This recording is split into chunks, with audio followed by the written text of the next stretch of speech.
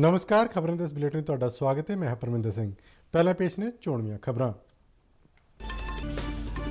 लोक सभा वालों जम्मू कश्मीर मुड़ गठन सोध बिल पास।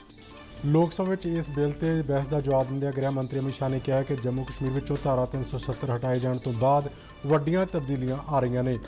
लोक सभा की कार्रवाई 8 मार्च तक लिए मुलतवी। संसद के बजट इजलास का दूजा चरण 8 मार्च तो 8 अप्रैल तक होगा।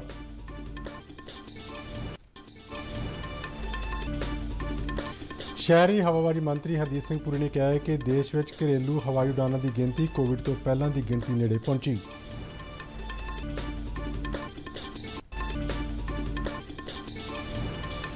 केंद्रीय सेहत मंत्री डॉक्टर हर्षवर्धन ने कहा है कि हुण तक देश में 55% तो वध सेहत संभाल कर्मचारियों को कोविड-19 टीके की पहली डोज दी जा चुकी है।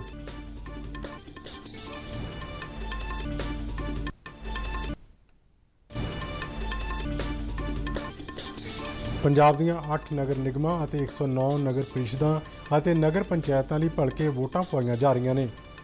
वोटां पाउण दा काम सवेरे 8 बजे शुरू होकर बाद दोपहर 4 बजे तक जारी रहेगा। तरनताਰਨ जिले के सरहदी खेतर में BSF के जवानों ते पाकिस्तानी तस्करां विचाले फायरिंग दौरान एक तस्कर मारिया गया। तलाशी मगरों मौके तो 14 पैकेट हैरोइन समेत हथियार, गोली सिक्का ते 2 मोबाइल बरामद। BSF वालों फिरोजपुर सैक्टर में भी 5 किलो 150 ग्राम हैरोइन बरामद।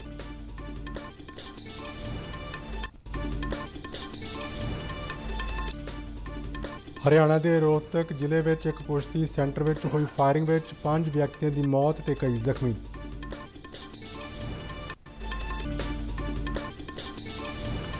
राजस्थान के श्रीगंगानगर जिले में एक ट्रक ट्रेलर ते क्रूजर विचाले टक्कर में 6 व्यक्तियों की मौत, दर्जन के करीब जख्मी।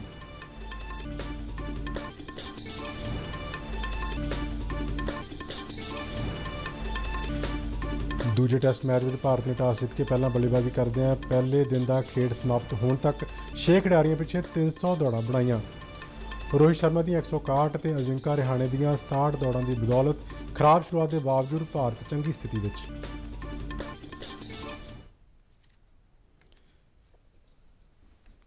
ते हुण खबरां विस्तार नाल। लोक सभा वालों अज जम्मू कश्मीर मुड़ गठन सोध बिल पास कर दिता गया। राज सभा में यह बिल पहला ही पास हो चुका है। लोक सभा में अज इस बिल से बहस का जवाब दिंदे गृह मंत्री अमित शाह ने कहा है कि जम्मू कश्मीर विचों धारा 370 हटाए जाने तो बाद वड्डियां तब्दीलियां आ रही ने। उन्होंने कहा कि जो काम पिछले समय 70 सालों सरकार नहीं कर सकियां वो मोदी सरकार ने किया है। उन्होंने कहा कि NDA सरकार के सत्ता में आने तो बाद ही जम्मू कश्मीर में पंचायती राज आरंभ होया। उन्होंने कहा कि धारा 370 हटाने का विरोध करने वाले चोणां हार गए। अमित शाह ने धारा 370 हटाए जाने तो बाद जम्मू कश्मीर में शुरू किए गए ਵੱਖ-ਵੱਖ विकास कार्यों का वेरवा दिता। अमित शाह ने कहा कि जम्मू कश्मीर के कई वसनीकों को पिछले 70 सालों में बिजली नसीब नहीं हुई है तो उन्होंने पिछले 7 महीनों दौरान बिजली की सहूलत दी गई। गृह मंत्री ने कहा कि जम्मू तो कश्मीर प्रधानमंत्री की उच्च तरजीह है और इस केंद्र शासित प्रदेश में विकास के कई प्रोजेक्ट शुरू किए गए हैं। उन्होंने कहा कि सरकार जम्मू तो कश्मीर को आत्मनिर्भर बनाना चाहती है। उन्होंने इस गल पर जोर दिता है कि जम्मू तो कश्मीर के दूर दराडे के इलाकों में विकास पहुँचेगा। अमित शाह ने कहा कि धारा 370 हटाए जाने नाल जम्मू कश्मीर के राज के रुतबे का कोई संबंध नहीं है। उन्होंने कहा कि समा आने पर जम्मू कश्मीर में आम चोणां करवाईआं जाणगियां। आप पूछ रहे 17 महीने में स्टेटहुड कब दोगे, स्टेटहुड कब दोगे, स्टेटहुड कब दोगे? हम जरूर देंगे, मगर मैं उनको पूछना चाहता हूं कि मैंने भी कहा है स्टेटहुड टेम्पररी है। आप 17 महीने में हिसाब मांगते हो तो टेम्पररी 370 साल तक चली, उस वक्त क्यों हिसाब नहीं मांगते थे? एक टेम्पररी प्रोविजन कब तक टेम्पररी रहेगा? टेम्पररी प्रोविजन को क्यों उखाड़ नहीं देते हैं? क्यों कोई पूछता नहीं था? क्योंकि वोट बैंक की राजनीति करनी थी। ये सरकार वोट बैंक की राजनीति से नहीं चलती। ये सरकार देश के हित में फैसले करती है। ये सरकार देश के भविष्य को सुधारने के लिए। हम आएंगे जाएंगे, लोकतंत्र है, जीतेंगे हारेंगे, इसको ध्यान में रखकर देश के भविष्य को ताक पर हम नहीं रख सकते, न हम रखना चाहते। ये आपकी पॉलिसी है, आपको मुबारक हो। लोक सभा की कार्रवाई 8 मार्च तक ਲਈ ਉਠਾ ਦਿੱਤੀ ਗਈ। ਰਾਜ ਸਭਾ ਵੀ ਕੱਲ 8 ਮਾਰਚ ਤੱਕ ਲਈ ਉਠਾ ਦਿੱਤੀ ਗਈ ਸੀ। ਇਸ ਦੇ ਨਾਲ ਹੀ ਸੰਸਦ ਦੇ ਬਜਟ ਸੈਸ਼ਨ ਦਾ ਪਹਿਲਾ ਚਰਨ ਸਮਾਪਤ ਹੋ ਗਿਆ। ਸੰਸਦ ਦੇ ਦੂਜੇ ਚਰਨ ਦਾ ਬਜਟ ਇਜਲਾਸ 8 ਮਾਰਚ ਤੋਂ 8 ਅਪ੍ਰੈਲ ਤੱਕ ਚੱਲੇਗਾ। शहरी हवाबाजी मंत्री हरदीप सिंह पुरी ने कहा है कि देश में घरेलू हवाई उड़ानों की गिनती कोविड तो पहलों की गिनती नेड़े पहुँच गई है। अपने एक ट्वीट में हरदीप पुरी ने दस्सिया कि बीते दिन देश में 2349 घरेलू उड़ानों में 2,97,102 तो वध मुसाफिर ने सफ़र किया। उन्होंने दस्सिया कि 25 मई को घरेलू उड़ाना मुड़ तो शुरू होने तो बाद ये एक दिन की सब तो वड्डी गिनती है। उन्होंने कहा कि सुरक्षा कुशलता और समय की बचत के मद्देनज़र हवाई सफ़र में लोगों वालों तरजीह दी जा रही है। प्रधानमंत्री नरेंद्र मोदी भलके तमिलनाडु और केरल के दौरे पर जाएंगे। तमिलनाडु की राजधानी चेन्नई विखे वो Arjun main battle tank MK-1A सेना के हवाले करेंगे तो कई महत्वपूर्ण प्रोजेक्टों का नींह पत्थर रखेंगे।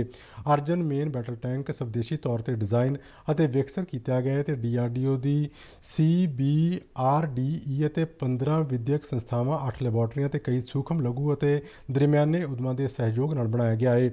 प्रधानमंत्री बाद दोपहर कोची विखे कई प्रोजेक्टों का नींह पत्थर रखेंगे और कुछ प्रोजेक्ट राष्ट्र को समर्पित करेंगे। तमिलनाडु प्रधानमंत्री चेन्नई मैट्रो रेल पड़ाव के ये विस्तार का उद्घाटन करेंगे। ये मैट्रो रेल 3,770 करोड़ रुपए की लागत नाल मुकम्मल होया है और इस नाल वाशरमैन पिट तो विमको नगर तक मुसाफिर सेवावां शुरू होणगियां।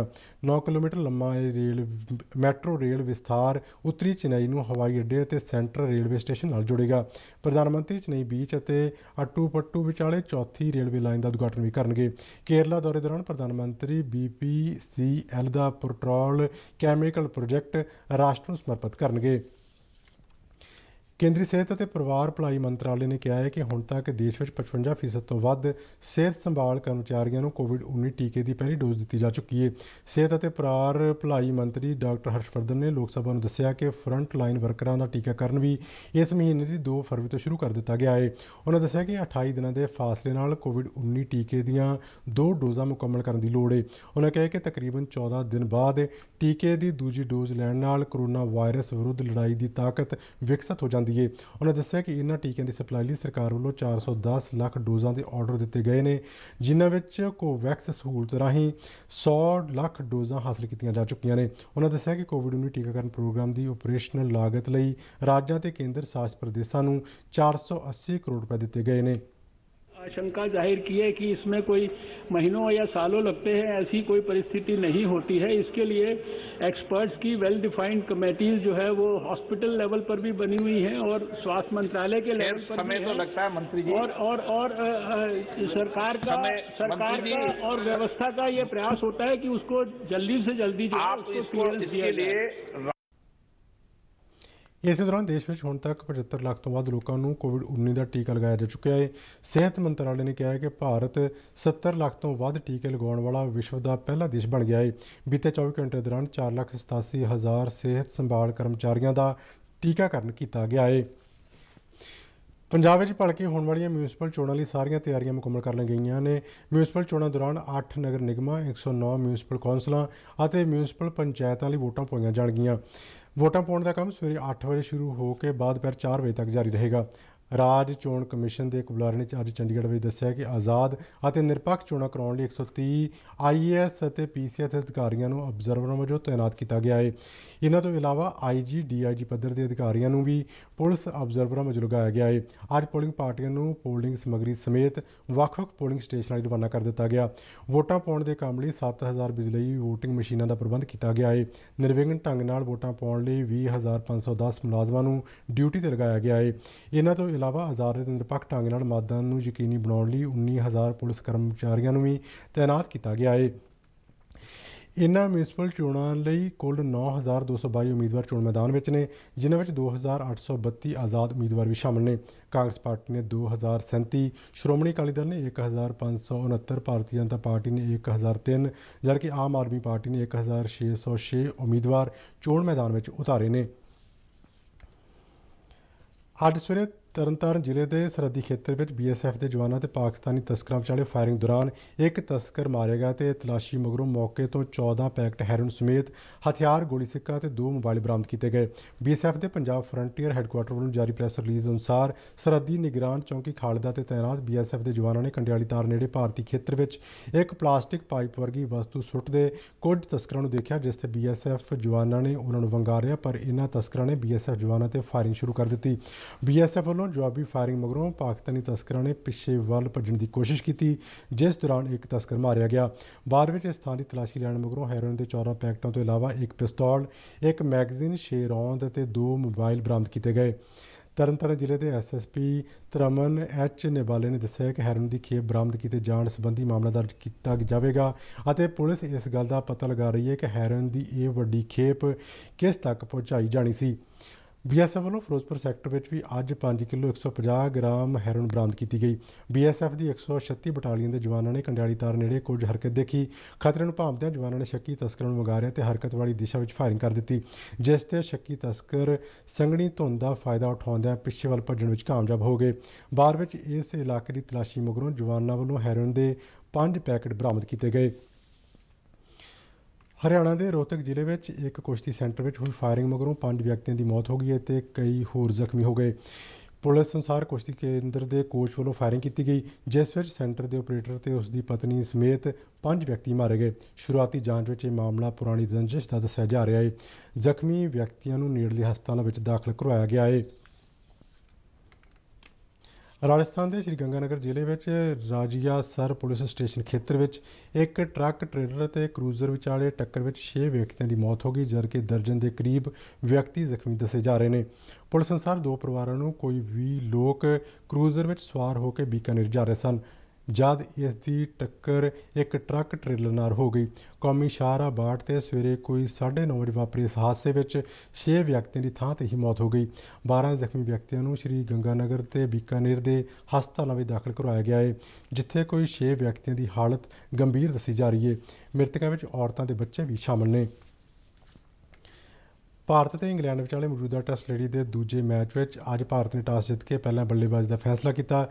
ਚੇਨਈ ਵਿੱਚ ਖੇਡੇ ਜਾ ਰਹੇ ਇਸ ਮੈਚ ਵਿੱਚ ਭਾਰਤ ਨੇ ਆਪਣੀ ਪਹਿਲੀ ਪਾਰੀ ਵਿੱਚ ਪਹਿਲੇ ਦਿਨ ਦਾ ਖੇਡ ਖਤਮ ਹੋਣ ਤੱਕ 6 ਖਿਡਾਰੀਆਂ ਪਿੱਛੇ 300 ਦੌੜਾਂ ਬਣਾ ਲਈਆਂ ਸਨ। ਭਾਰਤ ਦੀ ਸ਼ੁਰੂਆਤ ਖਰਾਬ ਰਹੀ।